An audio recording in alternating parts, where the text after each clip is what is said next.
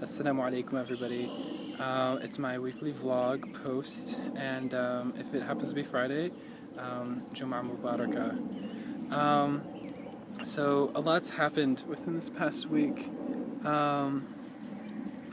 Most importantly, the LGBT Muslim Retreat, which was awesome. It was in Philadelphia, and so I spent 4 days there. That was last Friday, up through Monday. And it was the most amazing 4 days of my entire life. It was amazing, and I'm still processing everything. Like, I really don't know. I've started writing about it to kind of reflect on it, and that's kind of been helping me. But all in all, like, I don't mean to be cliche about it, but it's really changed my life. But more on that later. I mean, I still need to process stuff, and I really just need to do a vlog post just on that, just on the retreat itself. Let's see, what else? Well, after the retreat, I've been hanging out with my family. I hung out with one of my friends, another convert, revert Muslim friend, and I've been hanging out with my sister too, which has been fun. Spending some quality time with my family in general, which is great because I only get to visit them like at best like once a month because of school and everything. And so that's been fun. Everybody, this is my sister. Behind, but I'm too relieved to breathe. Let it go. She's great. I learned from the past. We're like this. I got allergies, so y'all know. Many times we have jokes, and we're in a group of people, and like we're the only ones laughing because we only get. It's only us that get each other's humor. We have like this own language, like. Yeah. It's one of those click languages. We came up with one. It was like. Okay, I'm gonna stop distracting her because we're driving.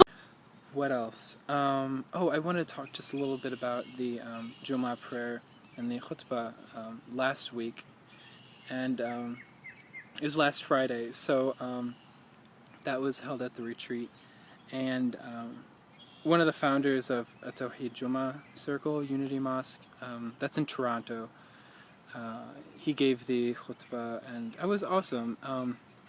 It was very different. It was very different in the sense of the organization and the logistics of it.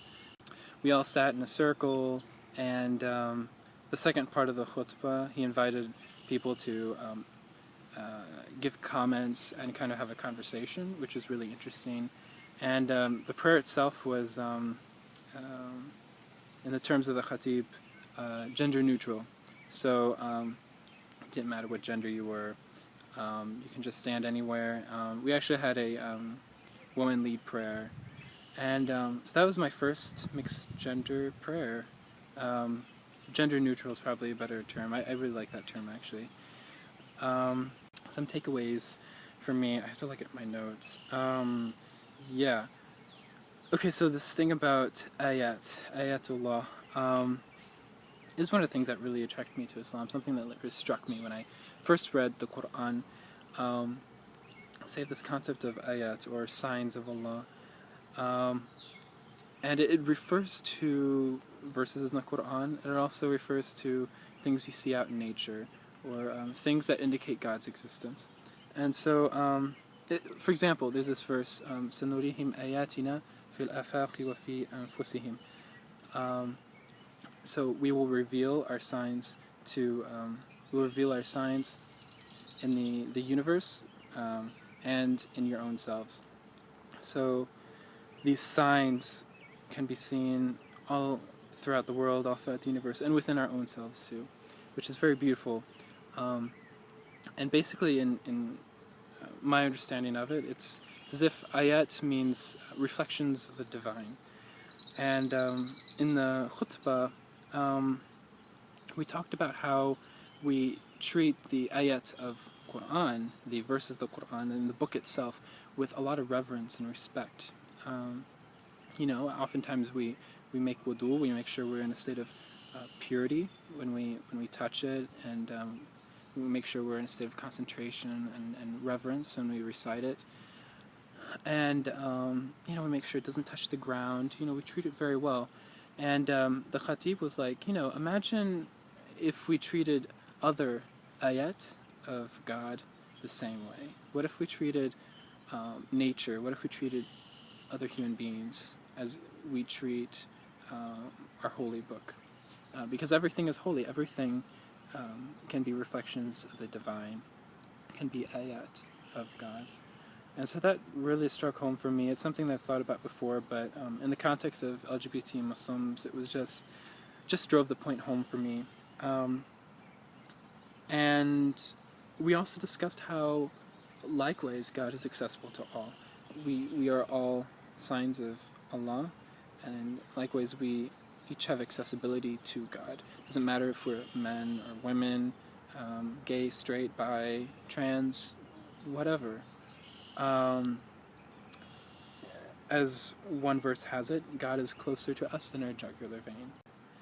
And the Khatib said, God does not qualify this verse, right? He doesn't say God is closer to you than your jugular vein if you're straight, or if you're a man, if you're cisgendered, if you're Muslim, if you're this, if you're that, which is really amazing. I'd never thought about the verse in that way. And this holds true for spaces as well that we inhabit.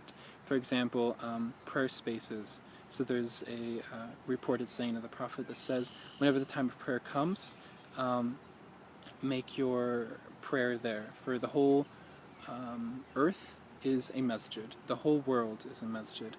We don't need a specific place to pray because we can pray anywhere. The whole world is holy in a sense. And part of it is because what matters is what we bring to the space as well.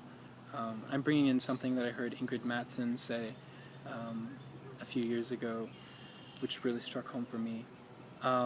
Just that it's how we treat others, how we respect the space that we inhabit, how we act, basically.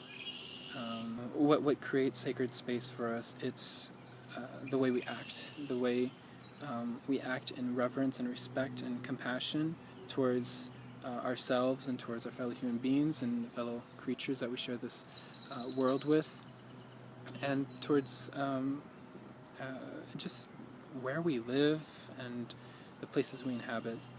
And anyway, it was a great message, and in the space we were in, with like everybody identifying within somewhere along the spectrum of LGBTQIA identity, with a room full of queer Muslims, it meant so much for me, at least. It meant so much for all of us, I think, to have somebody say, like, your existence matters, and the reason it matters is because we are all reflections of the divine, and we all deserve respect and reverence. And that was just an amazing message to hear, especially on the first day of the retreat.